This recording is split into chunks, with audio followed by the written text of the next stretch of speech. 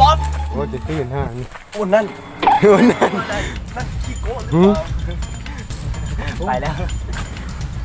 เราจะซิกดูมันไปหรือยัง นะกูใจด้วยเอาต่ำหมดกู เดี๋ยวมันตัวแรกเข้ามาหากูด้วยน่าเสียดายเราไม่ได้ซีแตกซะแล้วนี่ก็กล้องเลย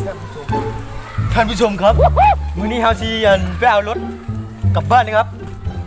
ไปเอารถกลับบ้านห้องข้างหน้าก็มีคนนะครับชื่อนางหมูคนนะครับชื่อยังหมูนี่ไปจักเม่นโจรก็บอกกันยังหมูเจ้าเลย นี่การสั้นนี่ต้องจังสี ตลอดเส้นทางเดินมาพวกเขาก็สิได้เห็นโคงเนาะ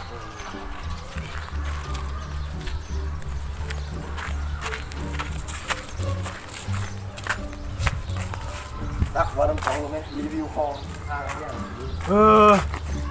คลองบ้านผมก็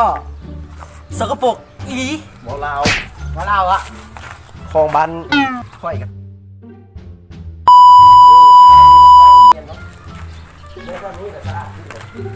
มีเพียกเครื่องนะหิดสบาย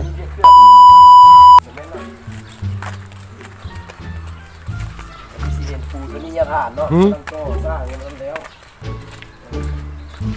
นี่คือมีห้องที่มีจับกันนี่แหละมาคุยกันนี่จะได้จะได้เป็นรักเลยเชื่อหรือว่าขยะโค้ง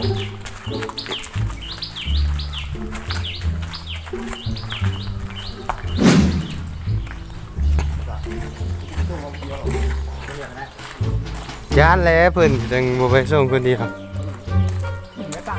มีหยังว่าสู้ มีเยอะแล้วทางนั้นมันก็มีไก่เนาะไก่ก็เขาสามารถจับตัวได้ไม่โคตรฟาดโคตรลูกงอลูกคุ้นโหลดแม่แม่ฝากกดไลค์กดติดตามกดซับสไครต์ให้ช่องหน่อยช่อง จบคลิปเพียงเท่านี้